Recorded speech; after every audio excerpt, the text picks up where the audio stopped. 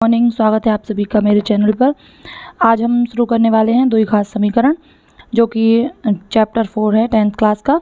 इसको आज हम शुरू से समझेंगे। थोड़ा सा हम इसकी जो थ्योरी है इसको पढ़ लेते हैं, क्योंकि बिना थ्योरी रीड किए डायरेक्ट क्वेश्चन सॉल्व करना सही नहीं है। इसलिए पहले हम थोड़ा सा उसको समझते हैं, बैकग्राउंड को।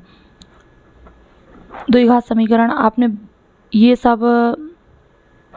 आपने विभिन्न प्रकार के बहुपदों का अध्ययन किया है, हम जानते हैं। देखिए, क्योंकि हमने इससे पहले के चैप्टर अभी कंप्लीट नहीं किए हैं, हम आज चैप्टर 4 से मैं कंटिन्यू कर रही हूँ। इसको हम अब डेली अच्छे से कंप्लीट करेंगे। द्विघात समीकरण की अगर हम परिभाषा पर आएँ तो चर x में एक द्विघात समीकरण ax² + bx + c = 0 के प्रकार की होती है, जहाँ a, b, c वास्तविक संख्याएं हैं तथा a ≠ 0। उदाहरण के लिए 2x² + x - 300 = 0 एक द्विघात समीकरण है। इसी प्रकार 2x² - 3x + 1 = 0, 4x - 3x² + 2 = 0, 1 - x² + 300 = 0 भी द्विघात समीकरण है। ये द्विघात समीकरणों के कुछ उदाहरण दिए गए हैं, और ये जो है द्विघात समीकरण का प्रारूप दिया गया है कि द्विघात समीकरण इस प्रारूप में होगा। वास्तव में कोई भी समीकरण px = 0 जहाँ px घात 2 का एक बहुपद है। द्विघात का मतलब क्या होता है कि उस बहुपद की अधिकतम घात 2 होना चाहिए, तभी वो द्विघात समीकरण है। ठीक है, एक द्विघात समीकरण कहलाता है। परंतु जब हम px के पदों को घटते क्रम में लिखते हैं तो हमें समीकरण का मानक रूप प्राप्त होता है। मतलब जैसे देखिए, ऊपर हमने कुछ एग्जाम्पल देखे, जैसे 4x - 3x² + 2 = 0। यह भी एक द्विघात समीकरण है, क्योंकि इसमें अधिकतम घात 2 है। लेकिन ये क्या द्विघात समीकरण के मानक रूप में लिखे हैं? नहीं लिखे। अगर हम इसे मानक रूप में लिखेंगे तो कैसा होगा? -3x + 4x - 2 = 0, क्योंकि इसका जो मानक रूप है वो ये है। अब देखिए, हमने कुछ थ्योरी जानी, अब हम इसको लिख कर देखेंगे। देखिए,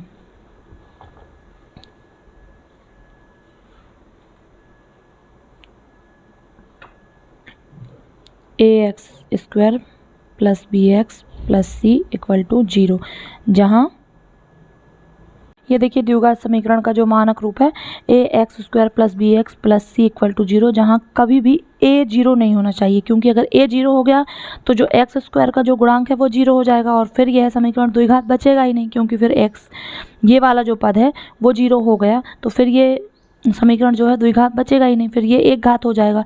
इसलिए कभी भी a 0 नहीं होना चाहिए। आई होप आप समझ पा रहे होंगे। फिर अब देखिए, इसमें आगे हमको क्या समझना है। आगे एग्जाम्पल दिया गया है, जांच कीजिए कि निम्न द्विघात समीकरण है या नहीं।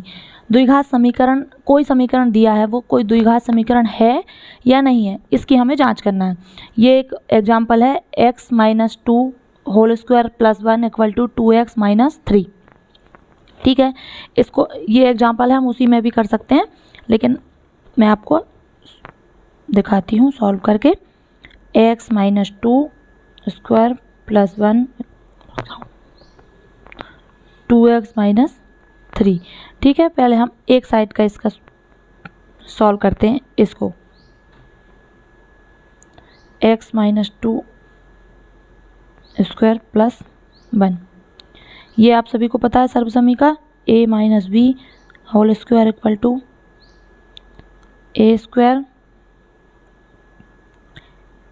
a² + b²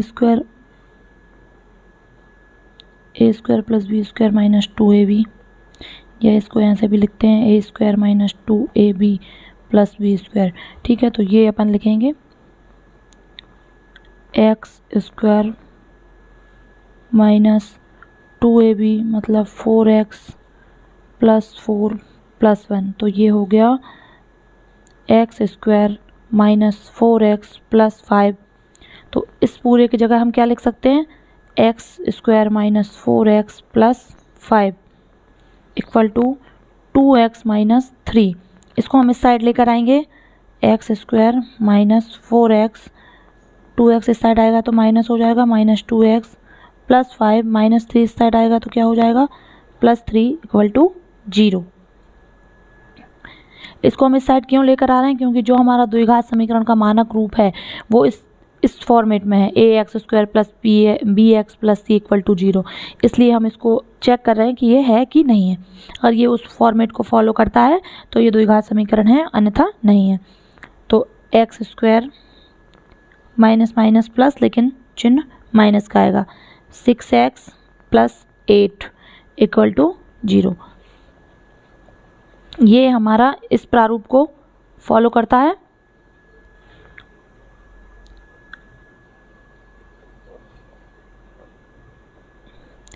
इस फॉर्मेट का बन गया ये।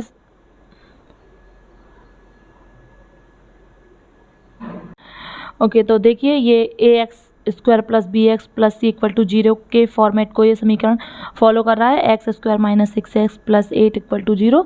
तो इसका अर्थ है कि ये द्विघात समीकरण है। अगर इस फॉर्मेट को ये सॉल्व नहीं करेगा तो ये द्विघात समीकरण नहीं है।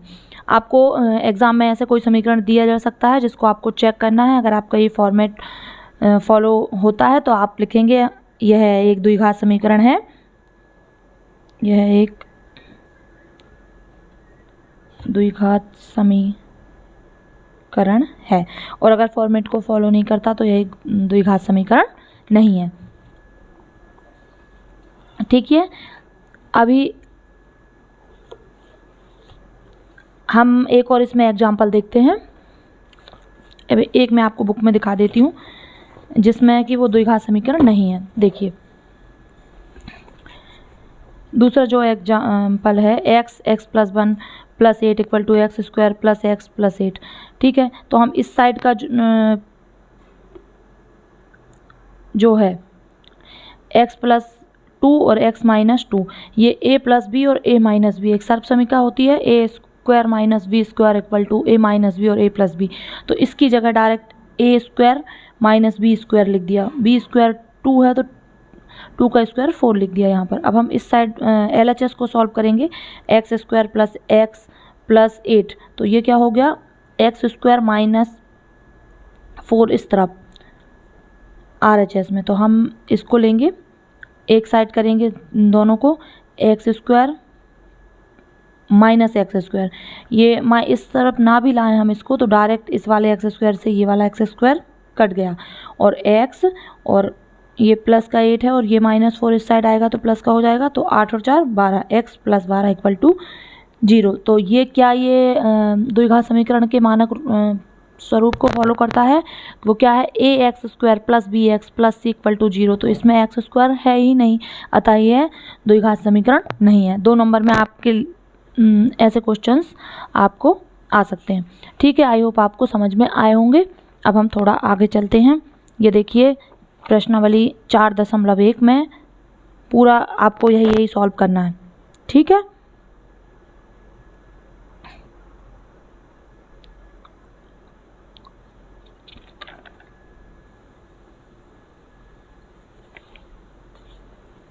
अब हम आगे आते हैं।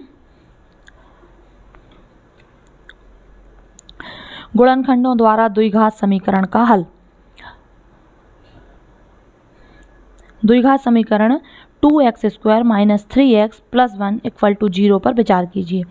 यदि हम इस समीकरण के बाएं पक्ष में x को 1 से प्रतिस्थापित करें तो हमें प्राप्त होता है समीकरण का दायां पक्ष। ठीक है, हम कहते हैं कि इसका एक मूल है, अर्थात यह भी अर्थ है कि एक द्विघात बहुपद का एक शून्यक है। व्यापक रूप में एक वास्तविक संख्या अल्फा द्विघात समीकरण इसको जो कि a नॉट इक्वल टू 0 का एक मूल कहलाती है। यदि a alpha square plus b alpha plus c equal to 0 हो तो हम कह सकते हैं कि x इक्वल टू अल्फा द्विघात समीकरण का एक हल है, अर्थात अल्फा द्विघात समीकरण को संतुष्ट करता है। ध्यान दीजिए कि द्विघात बहुपद ax square plus bx plus c के शून्यक और द्विघात समीकरण इसके मूल एक ही हैं। अब आप इतनी कहानी में कुछ समझ पाए होंगे कि यहाँ पर कुछ मूल और शून्यक की बात हो रही है। मूल और शून्यक अर्थात उस मतलब हम अगर x की जगह शून्यक वो कहलाता है कि x की जगह हम उस मान को रख दें तो वो समीकरण दोनों तरफ से संतुष्ट होना चाहिए, मतलब दोनों तरफ x का वो मान रखने पर दोनों साइड की जो वैल्यू है वो इक्वल आना चाहिए, तो वो समीकरण का मूल है या शून्यक है। ठीक है, इतनी बात समझ में आई। अब हर समीकरण के मूल होते हैं और मूल या शून्यक होते हैं, उनको हमें निकालना है और उसको निकालने के लिए हम आगे प्रोसेस को समझेंगे। ठीक है, जैसे ये देखिए क्वेश्चन, गुणनखंड द्वारा समीकरण 2x² - 5x + 3 = 0 के मूल ज्ञात कीजिए। सबसे पहले हम क्या करेंगे, जो बीच वाली इसको हम कॉपी में समझते हैं तो आपको ज़्यादा अच्छे से समझ में आएगा। ये हम पहले भी कर चुके हैं तो आपको बहुत ही आसानी से बहुत जल्दी समझ में आ जाएगा। देखिए, समीकरण के मूल ज्ञात करना,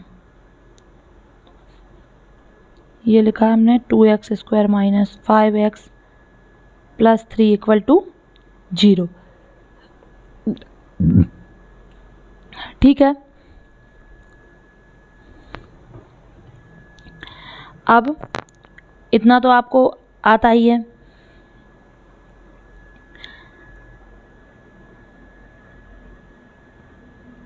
-5x बीच वाले को दो उसमें हमें ऐसे उसमें विभक्त करना है।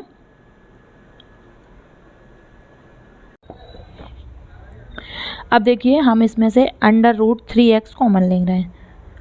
√3x को हमने कॉमन लिया तो यहाँ से क्या बचा, एक √3 बचा और एक x बचा, और इसको क्या लिख सकते हैं, √3 इंटू √ वाला जो ये द्विघात समीकरण है, इसका मैं आपको सॉल्व करके दिखा रही थी।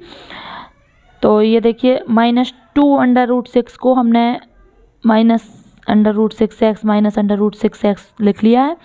√3 को हम √3 इंटू √3 लिख सकते हैं, x² -√6x √6x + 2। इसमें और इसमें हमें कॉमन निकालना है, इसमें और इसमें। √6 को हम √3 इंटू √2 लिख सकते हैं, तो यहाँ से क्या कॉमन आया, √3x। अब यहाँ से एक √3x चला गया तो यहाँ क्या बचा, √3x। एक यहाँ चला गया, एक यहाँ आ गया, माइनस। अब इधर पर इस √6 को हम क्या लिख सकते हैं, √3 इंटू √2। तो √3 इधर चला गया, x इधर चला गया, तो इधर सिर्फ क्या बचा, √2। अब जो भी यहाँ कॉमन आया, आंख बंद करके सेम टू सेम वही यहाँ लिख दो, √3x - √2। अब देखें कि क्या बचा, क्या है, उसको बीच में लिख दें। बीच में जो चिन्ह है वही आएगा, माइनस ही आएगा। अब बचा ये √2 लिखने के लिए आपको देखना पड़ेगा क्या आया, √3x यहाँ आ गया। अब ये भी यही है, √3 इंटू √2 है, तो √3 और x तो यहाँ चला गया, यहाँ सिर्फ क्या बचा, √2। और यहाँ से एक इस 2 को लिख सकते हैं √2 इंटू √2, तो एक √2 इधर आ गया। अब क्या बचा, √2। इधर से भी √2, इधर से भी √2। आप चाहें तो सॉल्व करके देख लें, वही आएगा। ठीक है, √3x। अब इन दोनों में से √3x - √2 को हमने कॉमन ले लिया, क्या बचा, एक और सेम टू सेम √3x - √2 = 0। ये इसके हल हैं। ठीक है, अब हमने दो चीज़ें सीखी आज की क्लास में, क्या क्या, कि किसी समीकरण को पहचानना कि वो द्विघात समीकरण है या नहीं है, ये, और फिर दूसरा किसी समीकरण के हल निकालना। ठीक है, आशा करती हूँ आपको इतना समझ में आया होगा। नेक्स्ट इसके बाद हम पढ़ेंगे द्विघात समीकरण को पूर्ण वर्ग बनाकर हल करना, मतलब पूर्ण वर्ग, पहले उस समीकरण को पूर्ण वर्ग बनाइए, उसके बाद उसको फिर सॉल्व करना। फिर हम नेक्स्ट